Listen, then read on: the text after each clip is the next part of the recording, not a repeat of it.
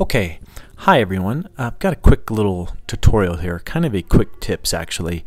This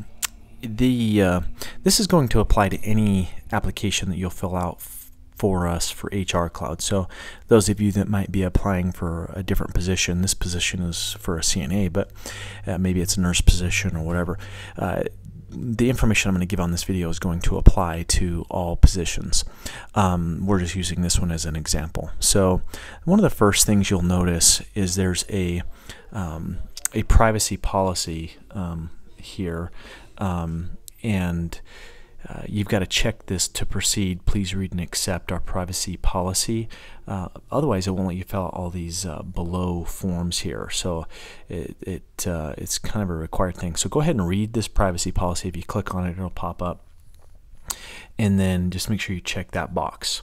Now it's going to allow you to fill out these different required portions of the form. But one other quick thing I want to illustrate here is that there is an option to upload a resume and as well as to upload a cover letter should you desire to do that. You can't really see it when you have your phone in the how do I want to say that, not the landscape option, but when your phone is upright, it's not going to show up here where it's got the upload your resume. But if you'll turn your phone sideways, it shows up. We're working on figuring out how to get that to show up correctly on a mobile device. On a computer desktop, it's going to pull open just fine, but on your mobile device, if you want to upload a resume or a cover letter, you can. Not a requirement as long as you fill out the rest of this application.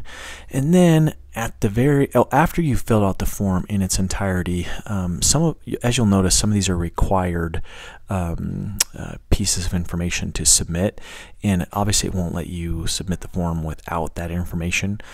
So the one thing I just wanted to remind everybody is when you hit submit down here at the end, after you've signed your name here and you hit submit, of course, in my case, it's not going to allow me to submit it because I'm going to have some required information that's not filled out. So let's see how it's turned them all red.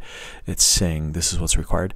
I just wanted to point out, make sure that it gives you an acceptance. It should say thank you, and it should accept your submittance. So make sure that you get that notification before you assume that we get it. But after you submit it, it comes to us, and we'll see that application, and wherever we're at in that stage of the interviewing and hiring processes, we'll proceed with the information on our end. So maybe you're coming in for an interview or something like that. So anyway, if you have any other questions, please do give us a call, 801-206-9366, or just either text back to any text messaging communication you've had or email communication you've had. Just go ahead and send an email back, and we will work to help you get this application filled out. Thanks so much. Bye now.